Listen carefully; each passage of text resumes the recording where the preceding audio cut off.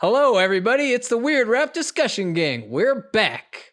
We got Chief Doomsday, Beverly Fresh, and special guest, Protexter. Tell us about yourself, Protexter. What up, y'all? Good to be here. I go by Protexter. That is my real last name. I am a rapper and a filmmaker. I lived in Austin for 12 years, just moved out to LA like 3 months ago. And that's what I do. I host a video store stream on Twitch and I make rap albums.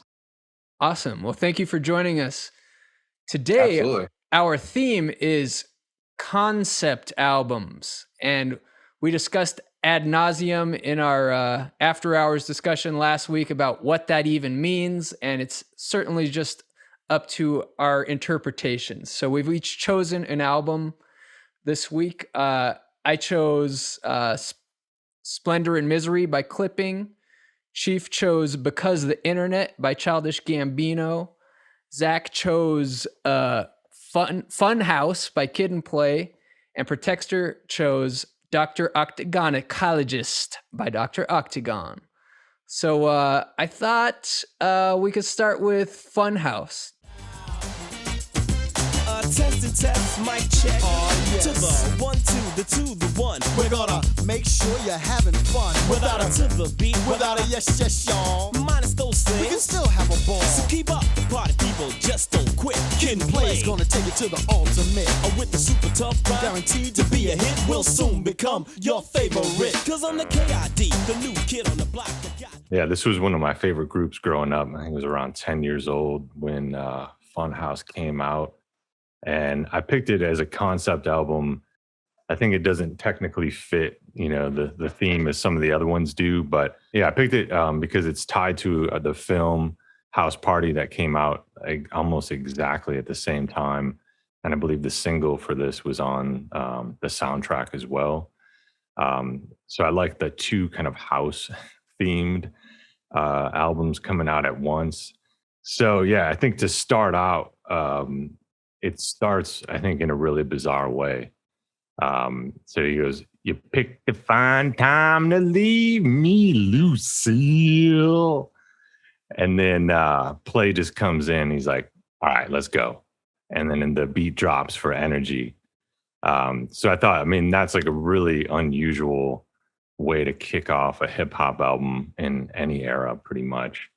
And then also doing this like parody of Kenny Rogers, and to start your album off with that. And these aren't like experimental hip hop artists necessarily. These are like the most mainstream hip hop acts at the time. To start their album off that way, I thought was pretty unusual. But it kicks off this theme of like process and professionalism that's kind of going on. So just with that first interlude, you got Kid kind of screwing around with this parody, and then Play comes in and kind of is like, all right, let's get busy. And then you have this really polished commercial rap song after that. So I like that, pulling back the curtain on, the commercial polished identity. So you get to see a little bit more about, how they are behind the scenes, but also the process of making the album. So it's like improvisation and structure, the personal and the professional, the process and the outcome are kind of all conflated into one space with this album. So that was one of the kind of conceptual, framework that I thought was interesting for this. Yeah, keep going too. Yeah, go ahead. Oh, no, I was just going to comment. Thought it was really interesting that you picked this album. I hadn't heard Funhouse in ages, and had never really thought of it as a concept album per se. But when I tried to look at it through that lens, I found it very like Fellini-esque. It reminded me of the movie 8½, where they're sort of doing these things in songs, and then in the little setups and interludes, like immediately commenting on it almost before like a listener could comment on it or joke on it. And it's a really interestingly like self-aware album. Like they knew where they were in terms of their rap career, and how they were being looked at by the mainstream. But then they had like the house party opportunity on the horizon, which was just going to kick open the door for all kind of other stuff for them.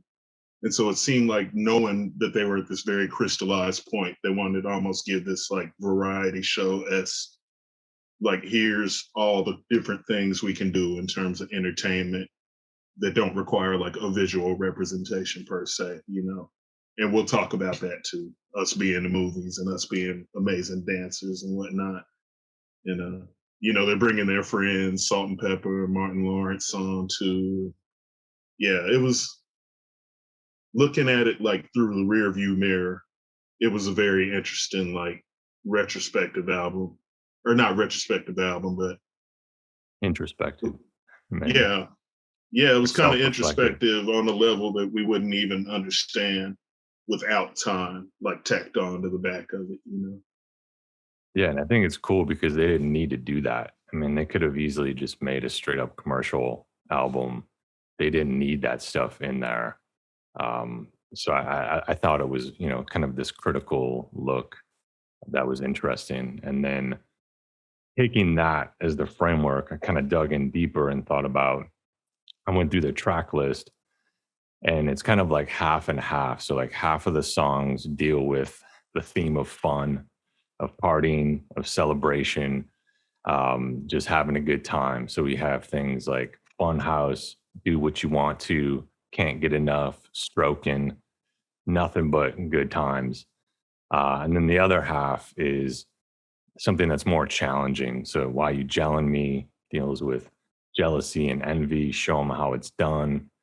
Back to Basics are kind of like those like proving yourself tracks, being true, and then Decisions, the kind of relationship consequences. So I related that to the concept of the Funhouse, which was, you know, by definition, an amusement facility where people, you know, have fun, you get entertained, you get thrills, but they come with this challenge or a surprise. So you kind of have to have that, both sides, and that conflict in order for the celebration to mean something. So I thought that thread was kind of consistent throughout. It's also like what you're saying about kind of the self-aware aspect, or like the meta aspects of this album. I like you just said, you made me think, because you said Funhouse is like a place that is there to entertain you, but it's also like we know funhouses are also full of artifice, like the bendy mirrors, like it's all full of illusions. It's not really there. So it is interesting that that's the title too, because it's kind of a hint that like, okay, here's the show we're putting on. Like Chief said, here's our brand right now. We're going to represent what we can do, but also we're like going to let you know that we're just dudes hanging out having fun at the same time. And that's like, it's weird. I think they're ahead of their time in that way, because that whole like be authentic, just be yourself. Like that's what music is now, is constantly seeing behind the scenes of artists, seeing their TikToks, Instagrams.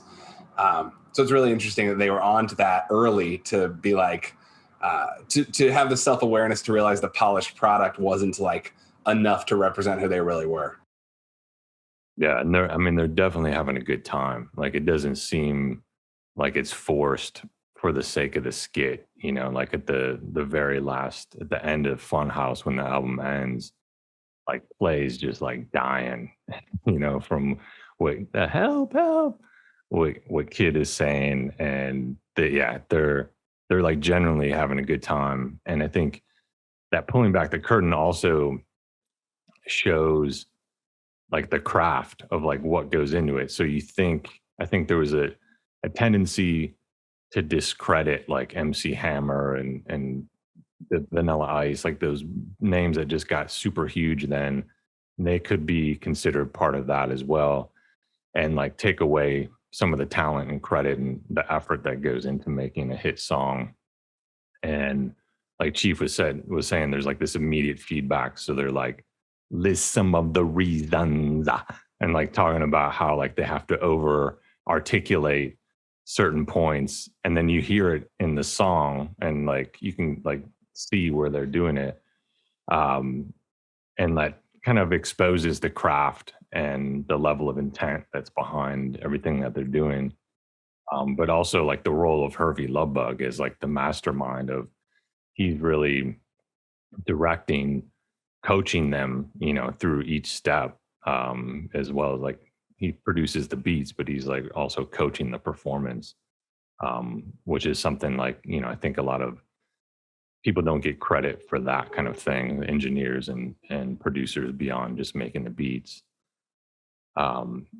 Another thing I wanted to run by you guys, my son and I have been listening to a lot of Fat Boys recently, and I thought like they're kind of like hip hop artists as cartoon in a way, and they were also that mega mainstream status. And I thought Kid and Play literally had a cartoon and a comic book, and like Chief said something about the visuals, like they have the film, they have the dance, the hairstyles, like super graphic, super stylized individuals and how they have, their appearance.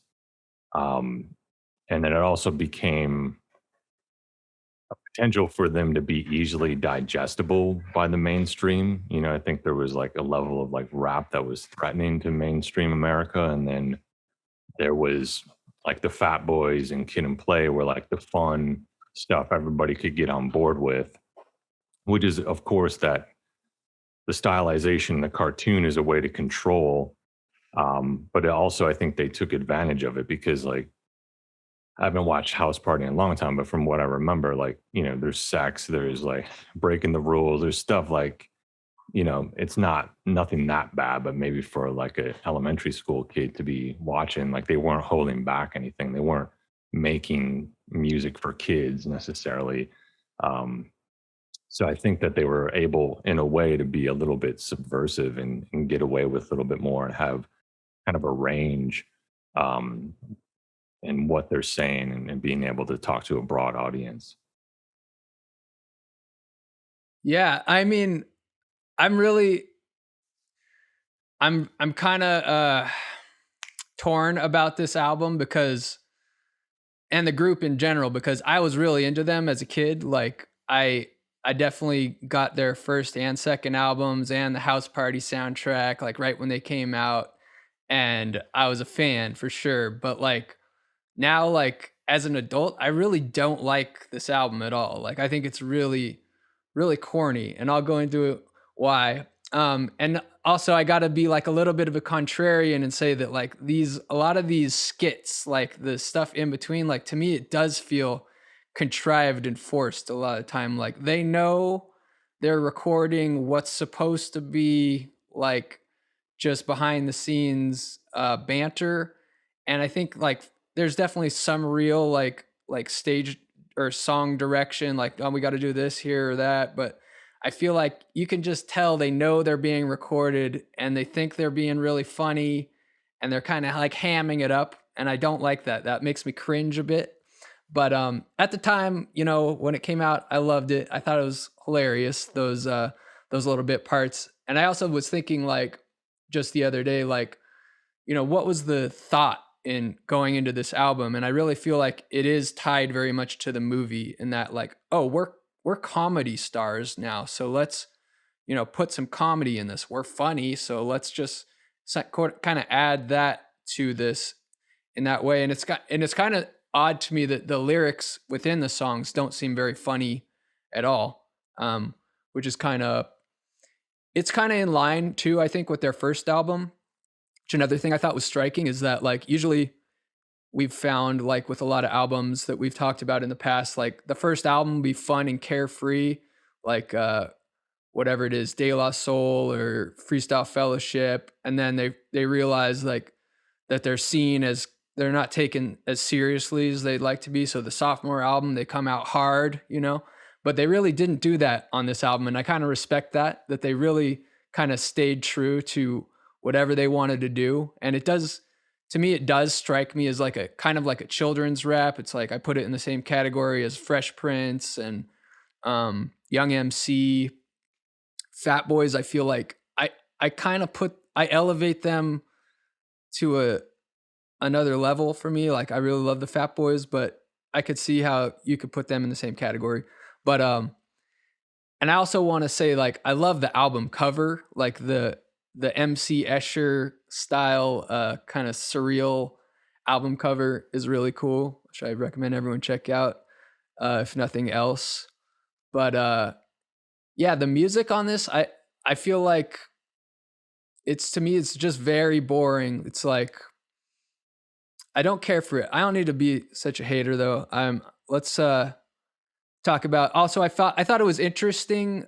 Toe to Toe in particular was really interesting in the way that it's like this sentimental, like smooth, emotional sounding song. And I just remember as a kid seeing the title Toe to Toe and just hearing it like superficially before I actually paid attention to the lyrics. I was like, oh, this is their like love song. They're talking about like slow dancing toe to toe with a girl or something.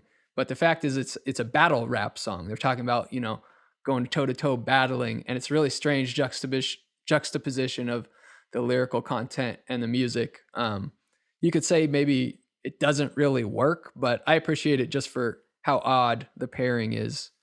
But yeah, see, I'm just looking at my notes. What's kind of funny is that you're not wrong about a lot of those points. Like, I do think they were very performative with like the middle chatter, between the albums. And one of the things I wrote about it was that it sounds delightfully dated. Like, that was me being optimistic, but I was listening to it at work today on a like public speaker, and I was just laughing at like how everybody else was hearing this album with no context, because it literally sounds like that 1982 style rap, As like a fan, I enjoy it, but I could hear how it sounds fucking archaic to anybody that's not familiar with Kid and Play, So I 100% understand where you're coming from. I just got a whole lot of like, I don't know, there's a lot of like nostalgic investment into this, and it reminds me of like a time that's really awesome. But Yeah, it's cool hearing like your perspective too. It's pretty funny. What's one of those few groups too that I remember being like all about as a kid, and then I turned like 16 and I'm like, oh, I'm gonna hide this tape, or like, most of the rap music I liked prior to that, I still like liked it as an adult, but this is one of those ones I was like, oh, I'm too mature for this one.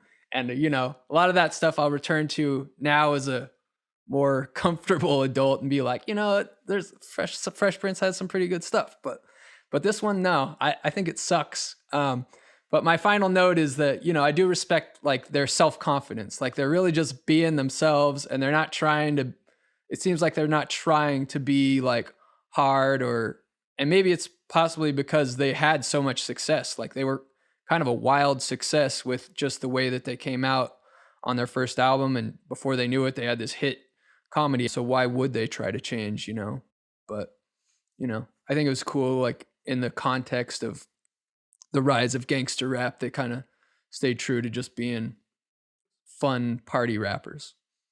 Yeah, they didn't go the route of Young MC. Wasn't his second album like he tried to be hard? No, I was gonna bring up Young MC because of this, and I have his second album right here, Brainstorm. Oh, maybe it's not that one. Maybe it was after that. Then. It was after that, I think. But yeah, I didn't pay attention to him after this. But this is like, I was gonna bring this up. Like, this album is so bizarre and has so many interesting talking points. I think it would be fun to either do an episode of all like what I would consider like children's rap or corny rap, or even just a whole episode dedicated to this album. I think we could fill an hour just talking about this bizarre album, Brainstorm. Anyway, but yeah. Yeah, that's a good point. I mean, I think it's a lot of nostalgia for this that is still going strong, is one of the reasons I still love it. Yeah. And then picking it apart in a more conceptual way, I think it might be a stretch, but I think I found some good points to back it up. But I think, yeah, you bring up a good point. It might be their transition into like comedy, and that might be the forced bridge. But yeah, it's bizarre that they didn't go the route of like Fresh Prince and make funny songs. Like, I think I have to like dig through that again, but I think most of the songs are always pretty sincere and fun, but not funny. Yeah, it makes me wonder. I mean, did they write the movie or who wrote it? Maybe they didn't even. Maybe they're not really. But actually, Not sure. Kid became a stand-up comic after this. Right. Yeah. And So- like a game show host and stuff. He did, yeah. The House Party was written by the Hudlin brothers because it was something they had been pitching them for years, even Right. or not necessarily pitching House Party, but the Hudlin brothers were trying to make music videos for them. And then eventually they were like, we have a movie. New Line Cinema was actually trying to put DJ Jazzy Jeff and the Fresh Prince in there, which is a whole nother story. But yeah, it was something that like the Hudlin brothers had, and then the Kid and Play camp sort of curated it and turned it into what it became. Yeah. Well, I know Protexter's got a heart out, so let's move along to. Shall Can we I ask do? one question real quick? Yeah. Sorry, I wanted to ask because Chief said that like the 1982 vibe of rap. Sorry, motorcycle going by. And I'm wondering, do y'all think that Kid and Play are actually doing a throwback on this album? Like, does it sound dated not just because we're in 2021, but that because maybe they're trying to capture sort of a fun disco vibe as well, or they're trying to do what they grew up on? So maybe they were already doing a throwback. Could be.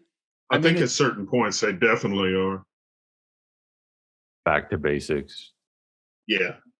Yeah. Should we move on to Childish Gambino because of the internet? Wouldn't wanna be a friends with a dope man, help a nigga re-up, bring a girlfriend, man, trouble when I see her. I don't wanna be oh, I got my cool on. I'm winning, so they had to dump Gatorade. And I don't give a fuck about my family name. Tell us about this album, Chief.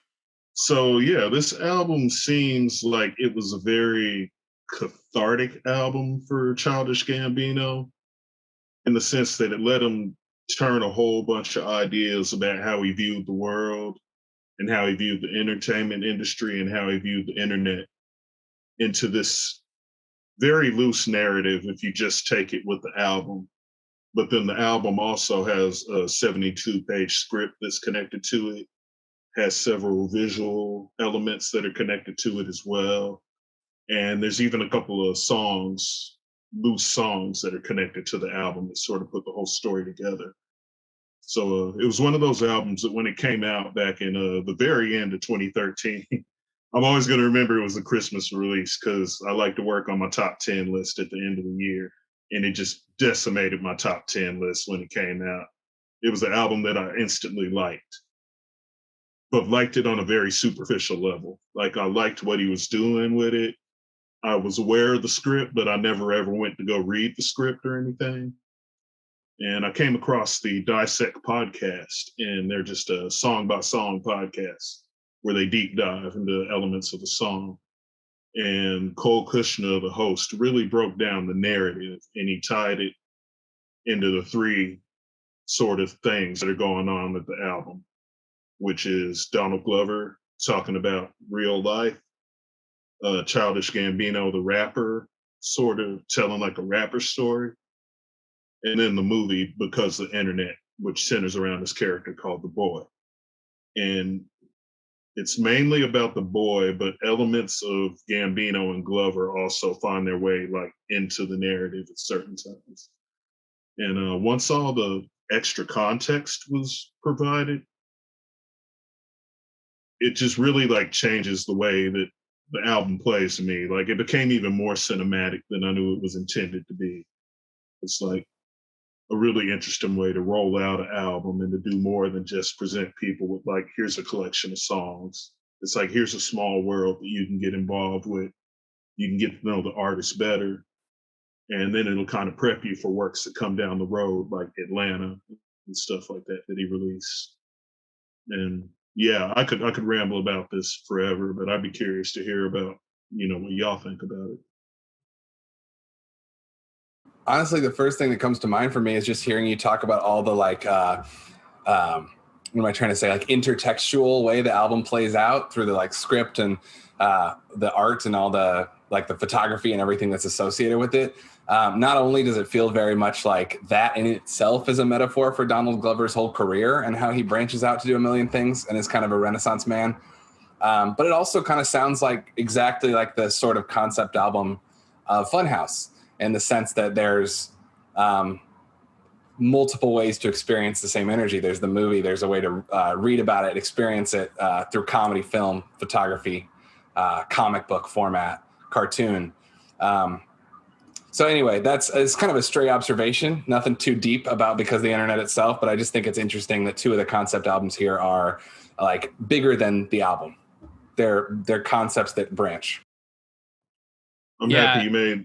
I was just gonna say I'm happy you made the Funhouse point, because that was something that I thought the Funhouse was kind of like an incubator version of what because the internet eventually became. But Jonah, you got the floor. Oh yeah, I was just saying I really appreciate all the extra bits that accompany this album, and one thing we didn't mention is the clapping for the wrong reasons. Apparently, is the name of the short film that was like a prelude to this album. Apparently, Yeah, that was kind of part of the visual element. So I really sweat that in a broad way. But there was clapping for the wrong reasons, which is like the 20-ish minute short film. And then when you read the script, within the script for each of the Roman numeral points on the track listing, there's a separate visual element that plays with part of the song. So like as you read the script, you're instructed to, here's where you play Crawl, here's where you play Telegraph Avenue, here's where you play No Exit. And those have their own little visual elements tied to those as well.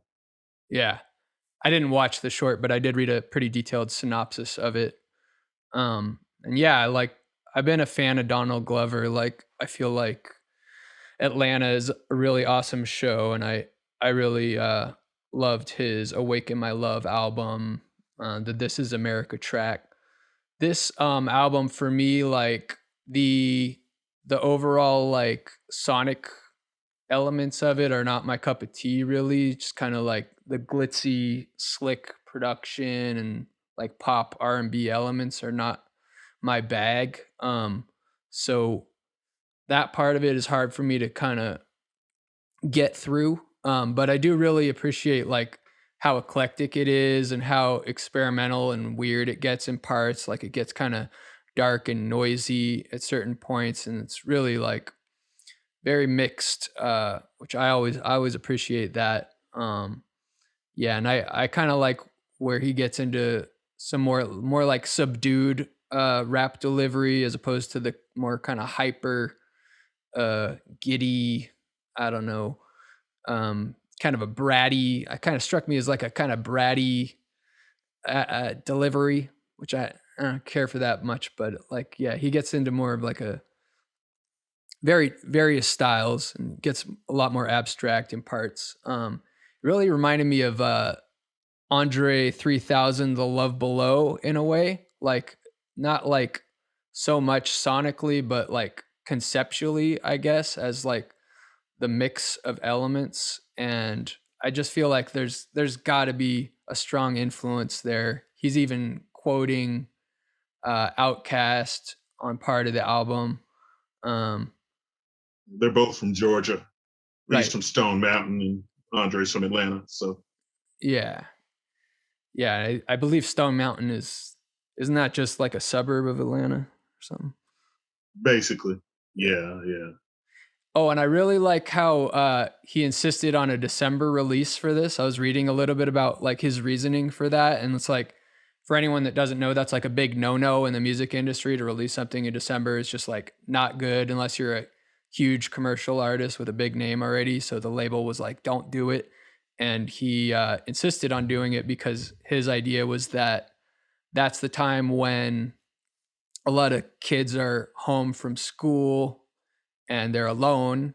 And it's like the perfect time, he thought, for them to absorb this album, which kind of has a parallel, I think, to the theme about the internet and how like we're all kind of like isolated experiencing this thing. And so it's like he wanted this album to be experienced in that way, like when you're isolated, which was pretty cool, I thought. Yeah, I didn't know about that. But yeah, I think like the title is very appropriate in the form. And like Protexter said, I mean, there's definitely precedence for this, but I think this album can exist because of the internet. And I think that we generalize that like our attention spans are fragmented and short, but it's also because of the internet that we can go and get obsessed and, follow all these breadcrumbs all over obsessively, and get stuck in these, feedback loops and tangents and so on. And this album is like caters to that. I mean, it's perfect for the internet age, with all of those kind of vectors kind of coming off from the album. And I like thinking about it as an exploration of form, because like we kind of talked about Death Grips as being like an internet group as opposed to like from a certain city. And I think this is, an internet album. Like it doesn't, it obviously draws from Atlanta, but um, it seems situated in the context of the internet, with all of the multimedia possibilities, and that they don't have to be kind of conveniently packaged like a comic book, a movie. Like they're much more fragmented. And I think what separates him and where he's kind of an innovator in this way is that he's the author of all these. And it seems like he has control, complete creative control over all of these aspects of the work. Whereas with Kid and Play, they're getting curated in the music, they're getting, directed in the film and kind of written into the story. But here he's definitely has complete agency and control over all of these side projects and different facets of um, his personality and his output. And I think it's super ambitious and pretty remarkable, and I think about Kid and Play and then like this moment of crossover, like Ice Cube going into acting, and like, those are like big deals for, and like Bo Jackson going into another sport or something. Like there were like very awkward moments, and now those boundaries I think are kind of erased. Um, and he's the person that has like complete autonomy and control over that, and like a very singular vision for those things, which is really impressive. Yeah, which was kind of part of his purpose of leaving Community right around the time he dropped this album, but then making a definitive statement about like, I don't just want to be Childish Gambino, the rap artist. But one thing that I wanted to kind of comment on, y'all mentioned like the form of the album and how it's kind of experimental at points and abstract, and there's like these R&B sort of segues. So I remember my first couple years easily listening to this album. I had my songs I would go to. There's the songs I really liked that were very hip hop based. But then you get like your Telegraph Avenue with Lloyd or some of the stuff near the end that I was kind of like whatever about. And then when I like got the story next to it, it really changed the way that I looked at some of these songs. And I'll just a few examples real quick. Telegraph Avenue with Oakland by Lloyd, which is one I skipped regularly. It turns out that's a point where he's driving to this girl. He's kind of had a mini disaster in life, and so he thinks this girl is going to be his salvation. Even though this girl is like not answering his calls, he tells her, "I'm going to Oakland to meet you." She's like, "Don't come," but he's like, "Fuck it, me and my boys are in the car and we're on the way." So like the whole singing part is a song he's listening to on the radio by Lloyd that's like made up just for the context of this album. And then when he raps, it's just like him and his boys in the car, like he's rapping, kind of freestyling to it, but talking about, how he's about to go meet this girl, which becomes a huge failure in its own. So like hearing that recontextualized was really interesting to me. And then I remember like everything from No Exit through Flight of the Navigator was just really dissonant and really odd at points and challenging. And it turns out that No Exit is where he's finally had his breakdown, and it's a suicide attempt. And then Death by Numbers is like he's died.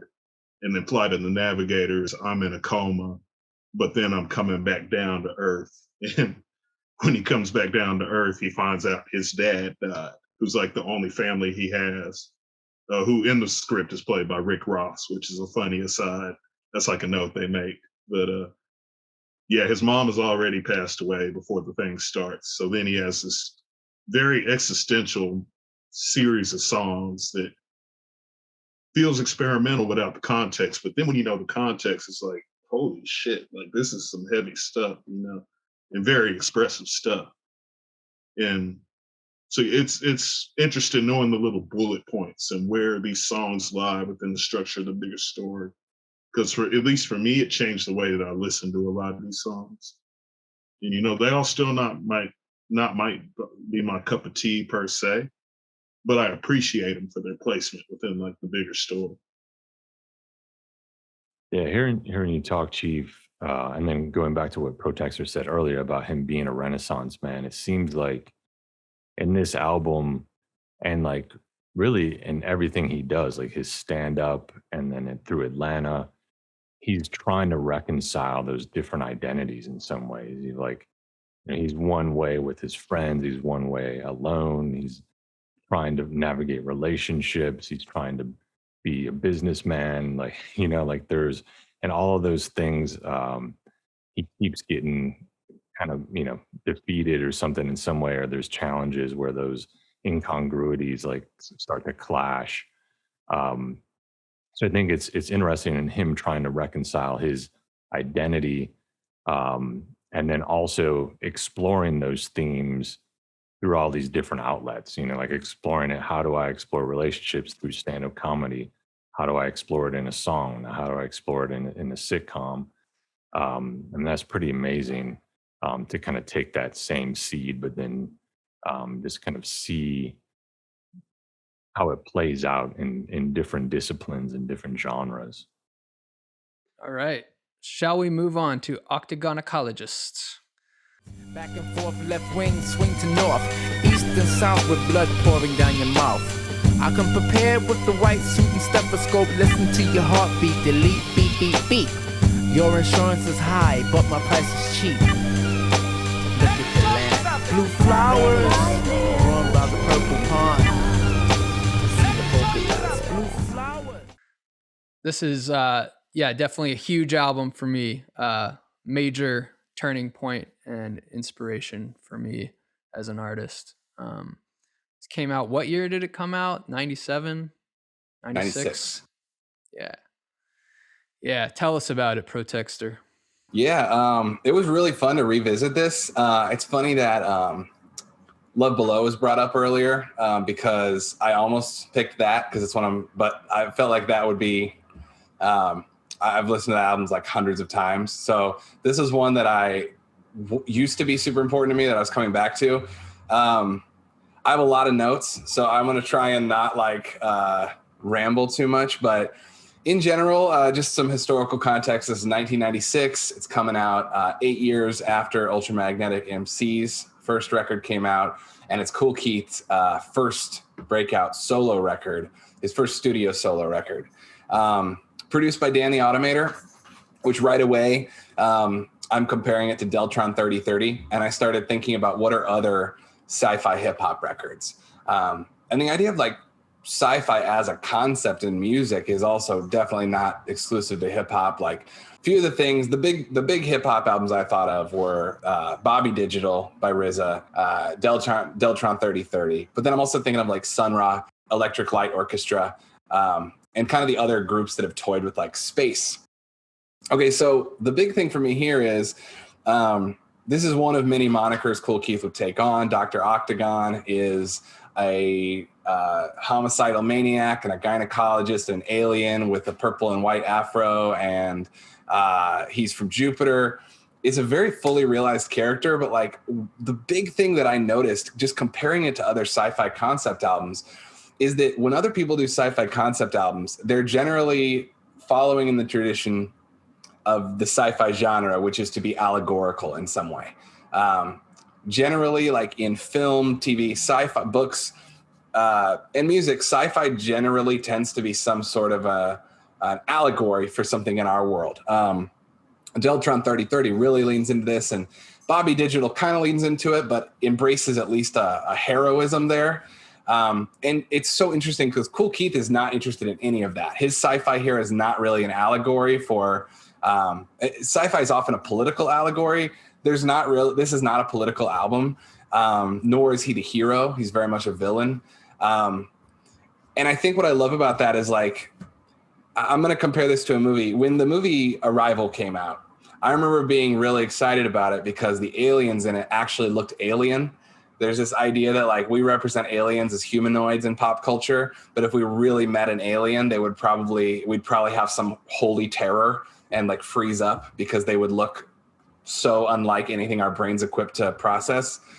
And I feel like that's where Keith's coming from on this. He's truly an alien. Like he's making up words. He's making up concepts. He's making up one of the intro tracks. He's talking about elective surgeries that don't exist. And it truly does feel like Keith is here from a different space that has nothing to do with any other sci-fi thing we've heard. And it's just very cool, Keith. There is a layer to this album that is also about his role in hip hop. The fact that it begins in the year 3000, ends in the year 1977 with what is purportedly a real recording from a New York club from 77. So like I was reading in doing some more research on this, I was reading someone's take on that's his way of saying that he's been there since the origin of hip hop as well. But I'm going to say on the other side, from 1977, the other side to 3000, it also means he's doing a kind of hip hop that doesn't exist yet. And there's one line that really stuck out to me. It's on one of my clips. But he basically says my XL7 hasn't been invented yet. And we don't know what that is. Either it's a style or it's a space gun or it's a suit. But I love how he has something that hasn't been invented. Like that paradox is at the heart of this entire thing. Last thing I'll say on the alien tip is that not only is the role he's playing villainous and non-allegorical, but his rhyme structure and his rhymes and rap structure are alien. They're like someone they don't sound like anything else from 1996. They're certainly not feeling like boom bappy, and they feel very fresh. Even like today, they feel fresh. And I got some other notes there, but I'm interested to see what y'all think before I keep going. Yeah, I just want to jump in real quick about the idea that most sci-fi is allegorical and that there's some message behind it. This just got me thinking, like, if there's any message to this album, I think it might be just against conformity, like against the status quo, because I really feel like he's just kind of taking shots at normal hip hop in an abstract way, and even just normal human life, like he's just like, you're all fucking boring to me. Like I don't know, at least that's kind of what I identified with, I think, immediately, because I've always been kind of like a against the grain person for whatever reason, and I just felt like he was the hero of that for me. There was definitely something that made this album worth embracing as well. Like, I was in high school when this came out and was one of those weirdos in the late 90s that was familiar with Ultramagnetic at the time, because that Critical Beatdown cover, you just see that and you're like, I got to hear this, I got to know what this is about. So this was like him being equally forward, pushing the boundaries, but like y'all said, in such an abstract and deeply like world building way, and character building way. I also enjoy the fact that the humor, it does like tiptoe the line of being very juvenile and very childish, but then it's kind of shocking too when you start thinking about like what he's actually talking about. It's like, it's like Ren and Stimpy, like casually you'll see it and you're like, oh, that's funny.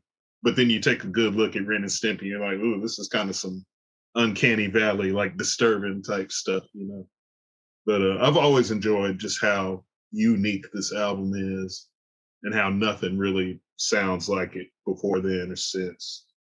And it's even got like callbacks and call forwards, Bear Witness. Just today I realized was the predecessor to Bear Witness 2 on Handsome Boy Modeling School. I heard both those songs a million times and never put those together. That those are like echoes of one another. And then on Wild and Crazy, he's kind of rapping on that ego trip sort of version.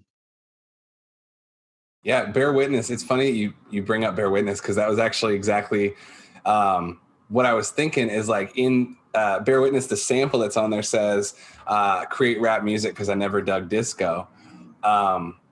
And there's a few different references. Like, not only is that track just full of scratching from Cutmaster Kurt, but there's the other thing you said just now, Chief, how there's nothing like it before or since. There's also a line on that track. Maybe it's another track and I'm misquoting, but he says A&Rs will go crazy trying to find someone to replicate Dr. Octagon, suck my oil.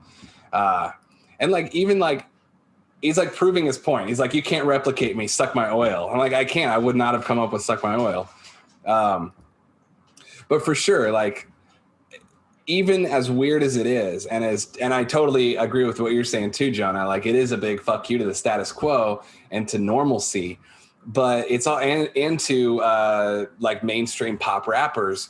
But he's also like reminding you constantly, like Dan the Automator's sparse production and the scratching and Keith's references to the basics of hip hop, like, as weird and out there as it gets, the album is still reminding you that this is the core essence of hip hop, which is beats and rhymes. And he's still like, he's showing us that doesn't need to be anything. That can be whatever you want it to be. He's remixing our world. On Technical Difficulties, he drops Kurt Cobain and Gizmo from Gremlins in like the same bar. And Blue Flowers, he says, I wrote this down, Shakespeare's gone, don't even think about him. And I love this idea that all the pop culture references that we use to think about art, he's like, fuck all of those, don't compare me to anything. And kind of does that while also being hip hop as hell. I really love this album. I really nerded out on it this week. That was a great explanation of it all and breakdown. I mean, I didn't think about that before in terms of a sci-fi album. And this is like a sci-fi exploration of the alien, the other, the character. Because, there's not, we don't hear about his planet, or we don't really hear about society or the context. It's really about just adding layers to the character throughout. And the context we do get, I was trying to just kind of go back through some of the songs now. I was wondering like where, and I think like you said, the pop culture references, those are some touchstones of where he's located. He's performing live with, Madonna and Chewbacca Uncircumcised, so there's like something we know and then something that's really confusing and like, oh, fuck, there's a horse in the hospital, and there's like, so again, like a context we know, and then something that just should not be happening anywhere near there. So I think this like kind of disturbance of reality, or what we think we know, what we think we can expect from an MC. All of that's kind of turned on its head. And this album was a huge favorite for me. And I said this during the Old Dirty Bastard talk. It was like one that united a lot of people. Like where I grew up, there wasn't a lot of people that listened to hip hop. People were like deep into Black Sabbath and stuff like that. But when ODB dropped and when this dropped, like everybody was into it, no matter, what kind of your normal go-to genre was. Everybody was down with it. And I think because of those two projects, like people just identify with how weird they were, and could see themselves in it in a way, or have been waiting for that, been waiting for somebody to break down and breach those norms. And it was really exciting thing to see happen. Make it does make a really good point, because it does speak to the power of like also what Jonah was saying about the weird one out feeling like that, but like it allows you to bond with other people who are feeling the same way, and almost creates a new kind of genre. Also, I think both you, Zach, and Chief said world building, and it's world building. But you made me think when you were talking about Horse in the Hospital, it's not just world building; it's world remixing. It's our, just like you said, it's our world plus an unexpected element. And to bring it back to film, I'm going to get this wrong. I vaguely remember learning of this term back in the day that French filmmakers used called frise. I think it's frise. Chief, I don't know. I feel like you would know this, but it's like what it refers to is the collision of something that belongs and something that doesn't, and what that does to the audience's mind. And this whole album is just riding that vibe of like, it's like, I heard it once described as the feeling of turning a street corner and seeing a dragon waiting at the stoplight. Yeah, it's definitely like destabilizing in a way. Yeah, that's great. I love that. Destabilizing. He's inventing words and stuff, you know, like, and I'll never, like, the horse in the hospital makes me laugh every time, but something that makes me laugh so hard every single time I hear it is when he's listing all the treatments he does. And he's like, and of course, moose bumps. I'm like, oh, of course, don't forget moose bumps. That was my introduction to this album. I heard that interlude on a mixtape, and I was like, "What the hell is that from?" And then discovered Dr. Octagon, and it was wonderful. My favorite line was always a fetus invited Santa Claus to greet us. That always cracked me up. Yeah, and it's kind of like you mentioned, like these things colliding. There's like this gory aspect to a lot of it, but then the humor, like the moose bumps is like kind of disgusting but hilarious at the same time.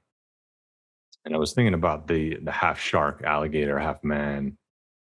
Is that Chris from a Chris Elliott movie? Do you guys know? I From think like it's from Cabin Boy or something? I think it's a Boy? reference to Cabin Boy. Yeah.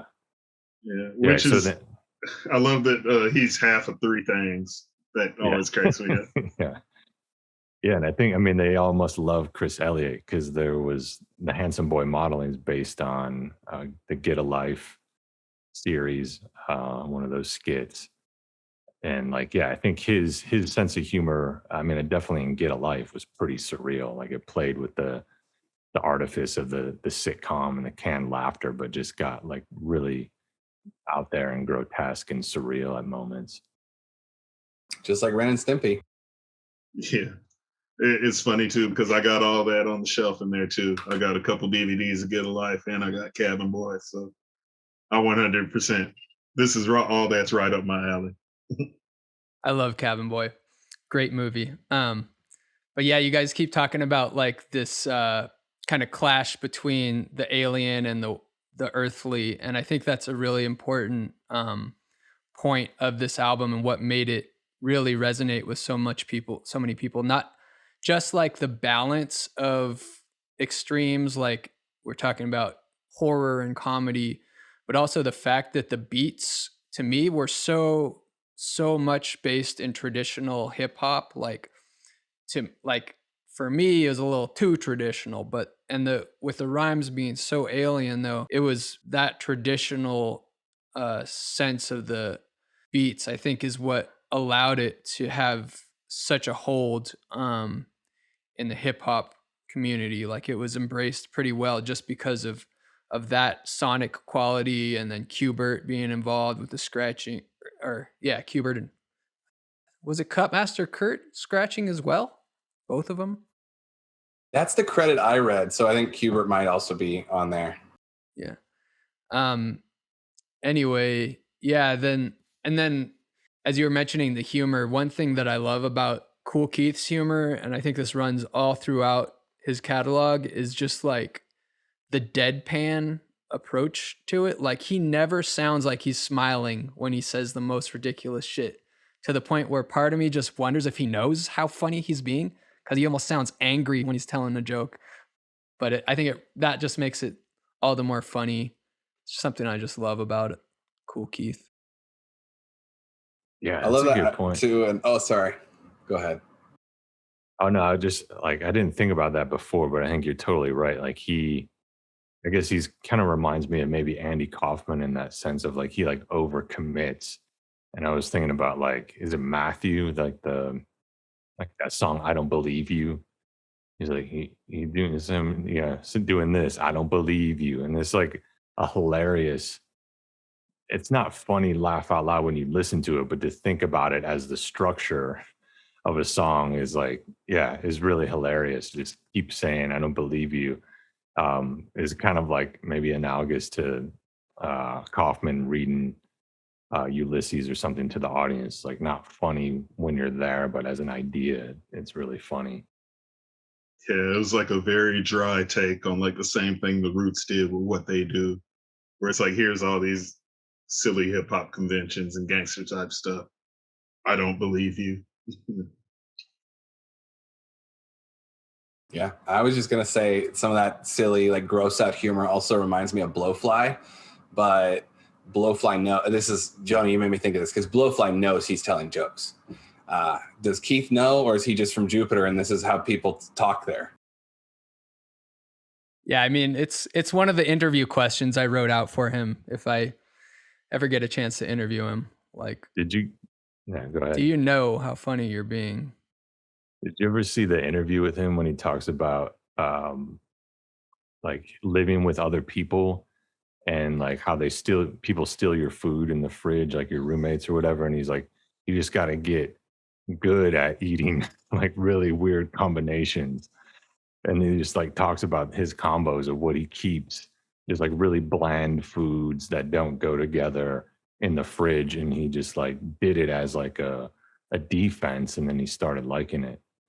It's like, man, it's just like, it's deep. Like, I mean, that's like that humor, that like unconventional approach to music is like the same thing he does with his diet, you know? I mean, it's pretty deep.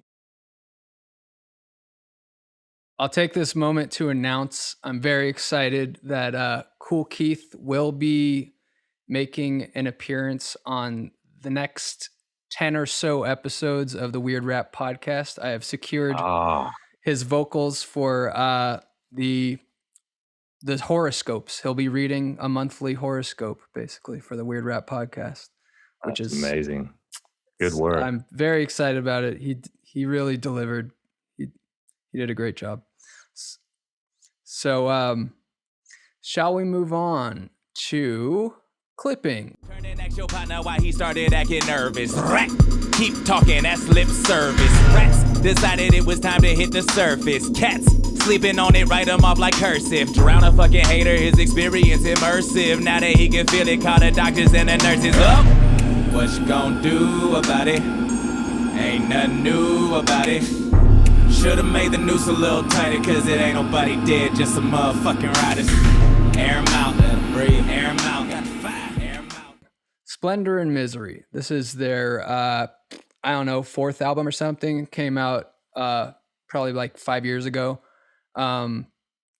Clipping is a group that, well, I think this is an example of like, they're doing concept songs within concept albums within a concept group. So like, first of all, like the whole group is a conceptual piece in a sense, in that like, we'll start with the name. Clipping has like a triple meaning as I understand it, meaning like what happens when you make the volume too loud going into a audio input, it clips or peaks or gets distorted, and they're working with a lot of distortion and noise within the group. It also refers to newspaper clippings, like news stories. Like the lyrical concept is the MC David Diggs is not allowed to say I. It's all supposed to be in the third person, as in like reporting, and it's basically like this kind of gangster street thug aesthetic to most of it. It's like this sort of street reporting, I think, and which also I think relates to like a gun clip, or, you know, another meaning for the group name Clipping. And then they have also these other rules that they establish in the beginning that they've broken to some degree, but just like speaking to the idea of how conceptual it is. You know, they were not allowed to use any drum sounds or samples in the beginning. They weren't allowed to use any melody or synth tones or samples or instruments besides their own like field recordings. So very, very much an art project from the beginning. And then the album that we're going to talk about, Splendor and Misery, is, I would say, like an opera sort of. It tells a story, a narrative throughout, which I didn't even understand. Like I had to read about it to actually understand the story because it's told in a pretty disjointed way. But to summarize it, basically, it tells the story of a guy on a prison ship in the future, prison spaceship, prisoner who wakes up in the middle of his what do they call that? Prolonged sleep that you go through on a spaceship. Um, and he wakes up in the middle of it by accident or something, and he gets into a romantic relationship somehow with the AI that runs the ship, or the AI falls in love with him and helps him to escape. Basically, they kind of break protocol and break free from the route that they're on and escape from whatever prison they're on their way to. That's the basic story. But then within that, I think each song is like its own concept, like from just like an audio production standpoint. Like they'll be like, all right, this song is, for example, like they have a song that starts in 3/4, the next bar is 4/4, the next bar is 5/4, etc., and then it gets to 8/8 and doubles, and they're just doing all these weird, like audio concepts within every song. So they're just very, very thinky music that really rewards study. I mean, I haven't gotten fully into it, but you can go online and see the fandom and picking apart every song and all these hidden meanings, and they get into like codes and encrypted messages and stuff that you can piece together if you're really willing to do the homework. So I really respect how much thought they put into all their music, and this album in particular, I think it's probably of their whole catalog, it's the one that veers furthest from traditional hip hop. That it's not all rap music at all, and just goes into kind of like, I guess it's kind of like gospel and like slave songs in parts of it, kind of versions of those, which I think kind of relate to the idea of the futuristic slave ship and bringing that back to the actual slave ships on Earth. And then the final thing I'll say about it, and there's a million things you could say about it, but the title Splendor and Misery, acronym S&M, and that's also a repeated theme throughout a lot of their work. For whatever reason, they have all these S&M tropes and imagery, and at least as far as this album is concerned, I think that really relates to the idea that this guy is a prisoner in chains, in handcuffs, and the sort of splendor is the escape from it and the falling in love within that system. So yeah, I just love this album, but I'd really like to hear what you all think of it. But before I speak on it, I just wanted to offer something, see what you thought about it. Maybe it's just semantics, especially in light of something like the 13th Amendment. But my interpretation of it was that they were slaves and that he was a slave that broke free and not even a prison. Like, yes, slaves are prisoners, but I don't think this was a criminal. I think this was more like a galactic version of the transatlantic slave trade. And he broke free.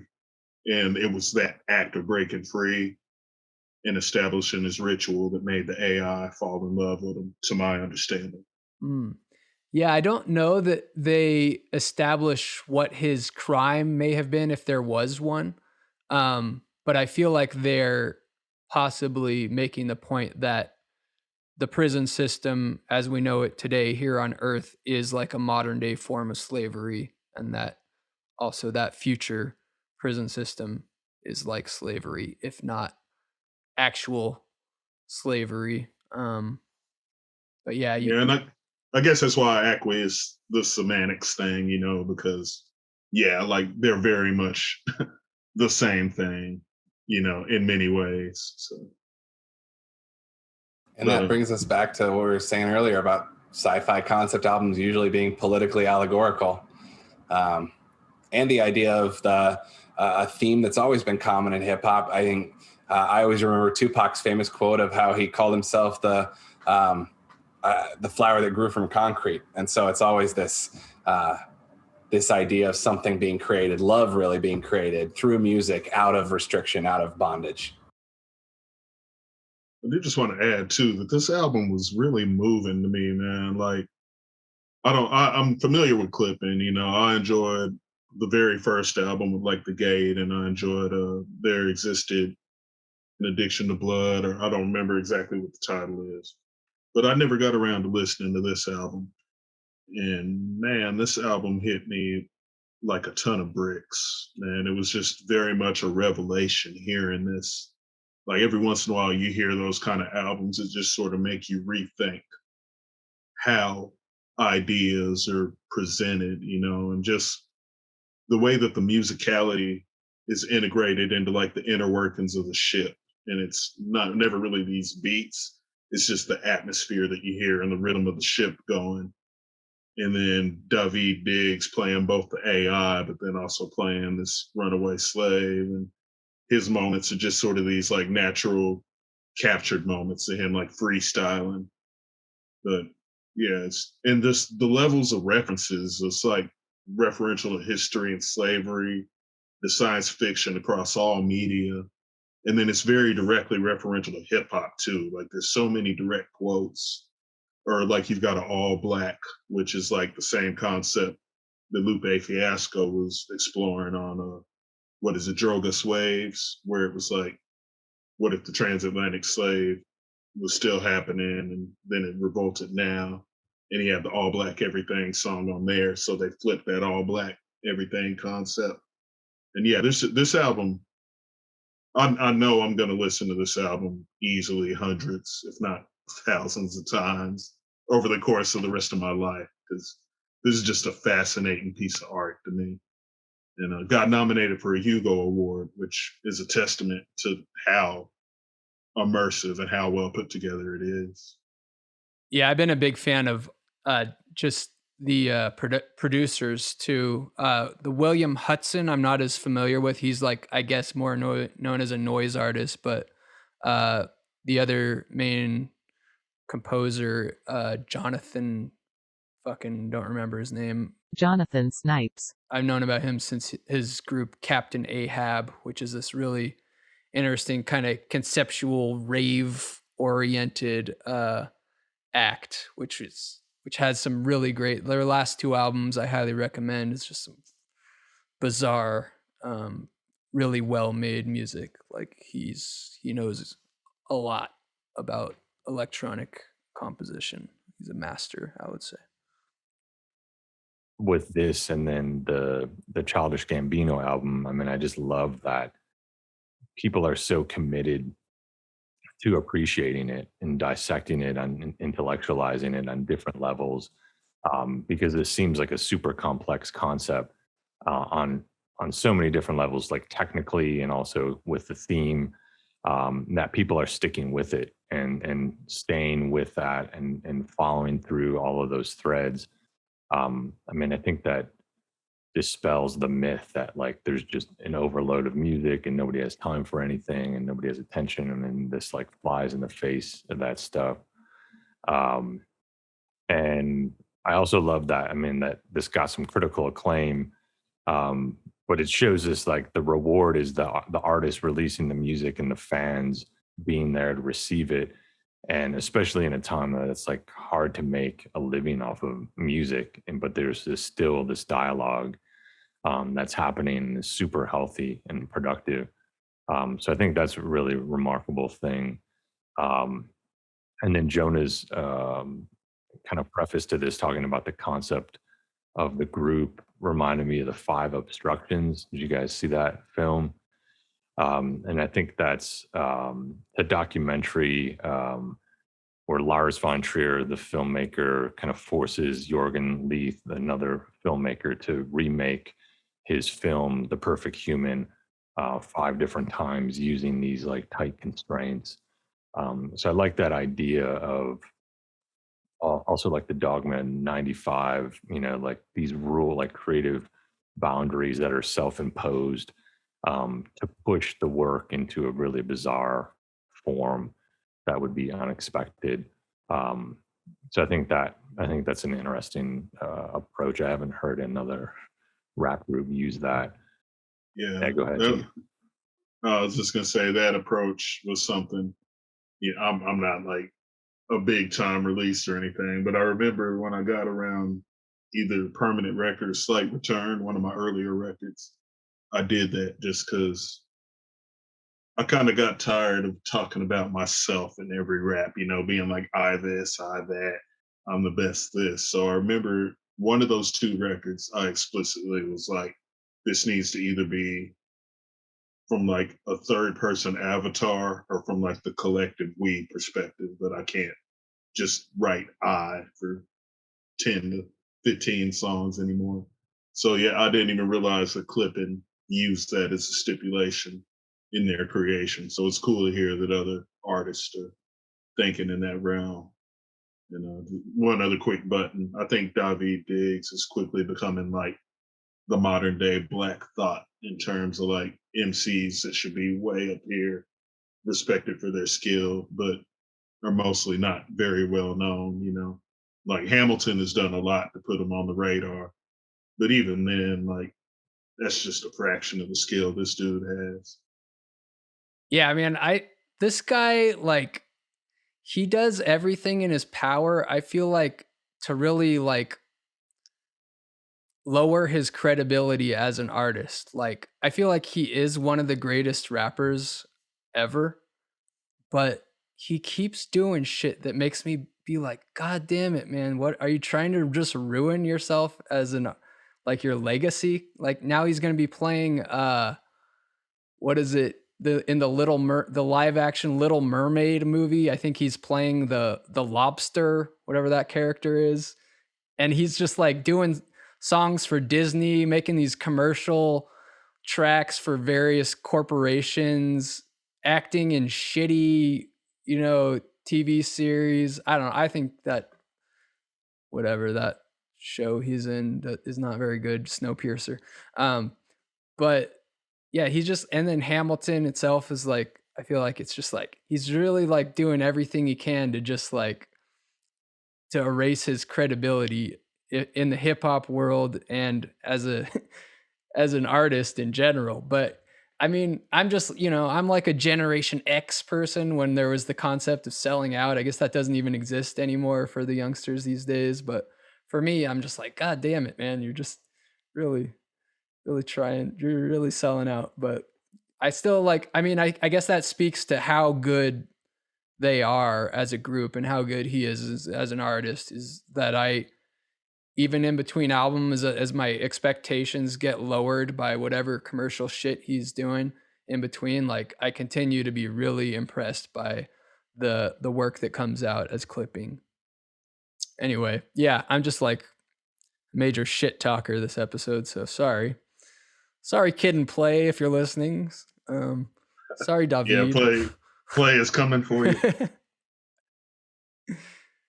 Anyway, shall we wrap it up? Thank you, Protexter, for coming. It was a pleasure. Yeah, it was awesome being here. Thanks for having me, y'all. Yeah, and to our audience, if you're paying that $3 a month, you can join our after hours discussion, where we'll keep talking about rap music for a little while longer. To the rest of you, you can join at patreon.com/weirdrap. Goodbye.